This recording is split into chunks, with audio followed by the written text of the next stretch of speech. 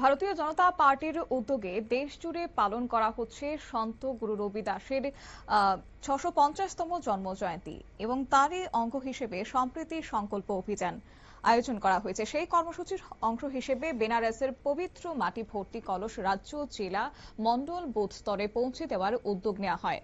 শুক্রবার সিপাহীজলা জেলার মেলাঘরে আয়োজিত এক অনুষ্ঠানে ৪টি মণ্ডলের সভাপতিদের হাতে সেই পবিত্র কলস তুলে দেওয়া হয় তাদের পক্ষ থেকে। এবং তারা এও জানান যে আমাদের ভারতবর্ষ সন্ত পরম্পরার দেশ। বহু ঋষি, বহু মুনি ও সন্ত এই দেশের ধর্ম, সংস্কৃতি, ঐতিহ্য রক্ষায় নিজেদের জীবনকে উৎসর্গ করেছেন। এই অনুষ্ঠানে বক্তব্য দিয়ে অনুষ্ঠানের সূচনা করেছেন রাজ্যের উচ্চশিক্ষা, পঞ্চায়েত ও সাধারণ প্রশাসন দপ্তরের মন্ত্রী কিশোর বর্মন। তিনি বলেন, সন্ত শিরোমণি গুরু রবিদাস মহারাজ একটি চর্মকার পরিবারে জন্মগ্রহণ করলেও নিজের কর্ম, চরিত্র, আদর্শের মাধ্যমে তিনি আজ বিশ্ববন্দিত এক মহাপুরুষে পরিণত হয়েছেন। মানুষের প্রকৃত পরিচয় হচ্ছে জন্ম নয়, বরং তার কর্ম, চরিত্র, আচরণে। এই শিক্ষাই তিনি সমাজকে দিয়ে গেছেন।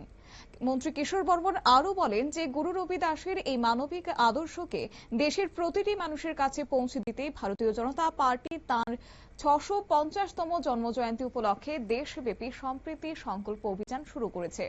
এই কর্মসূচির আওতায় গত ২৯শে জুলাই থেকে আগামী ফেব্রুয়ারি ২০২৭ সাল পর্যন্ত বিভিন্ন সামাজিক, সাংগঠনিক, জনসংযোগমূলক কর্মসূচি গ্রহণ করা হয়েছে এবং এরই অঙ্গ হিসেবে গুরু রবিদাসের জন্মস্থান উত্তরপ্রদেশের বেনারস থেকে পবিত্র মাটি ভর্তি কলস দেশের বিভিন্ন প্রান্তে পাঠানো হচ্ছে। ইতিমধ্যেই কলস ত্রিপুরায় এসে পৌঁছেছে। প্রদেশের পর এবার জেলা, তারপর মণ্ডল এবং বুথ স্তরে পর্যায়ক্রমে এই পবিত্র মাটি পৌঁছে দেওয়ার উদ্যোগ নেওয়া হয়েছে।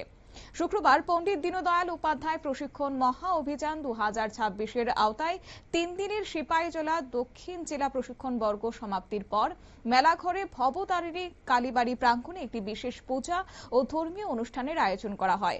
অনুষ্ঠানে সিপাহীজলা জেলা দক্ষিণ অংশের উদ্যোগে জেলার ৪টি মণ্ডল, ২০ বক্সনগর, ২১ নলছড়, ২২ সোনামুড়া এবং তার পাশাপাশি ২৩ ধনপুর মণ্ডলের সভাপতিদের হাতে আনুষ্ঠানিকভাবে পবিত্র মাটি ভর্তি কলস তুলে দেওয়া হয়েছে।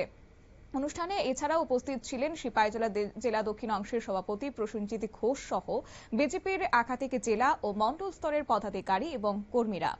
অনুষ্ঠানে পূজার্চনা, ধর্মীয় আচার, গুরু রবিদাসের জীবন দর্শন নিয়ে আলোচনা হয়েছে। এদিন উপস্থিত বক্তারা বলেন যে সমাজে সমতা, সম্প্রীতি, মানবতা এবং সামাজিক ঐক্যের বার্তা ছড়িয়ে দিতে গুরু রবিদাসের আদর্শ আজও সমানভাবে প্রাসঙ্গিক।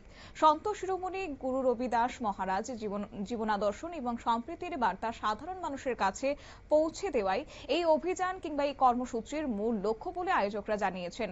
বেনারস থেকে আনা পবিত্র মাটি ভর্তি কলস এখনো পর্যন্ত পর্যায়ক্রমে রাজ্যের প্রতিটি মণ্ডল থেকে শুরু করে বুথ স্তরে পৌঁছে দেওয়া হচ্ছে এবং তার পাশাপাশি আগামী ২০২৭ সালে ফেব্রুয়ারি-মার্চ পর্যন্ত টানা এই কর্মসূচি চলবে বলে এদিন আয়োজকরা কিন্তু জানিয়েছেন।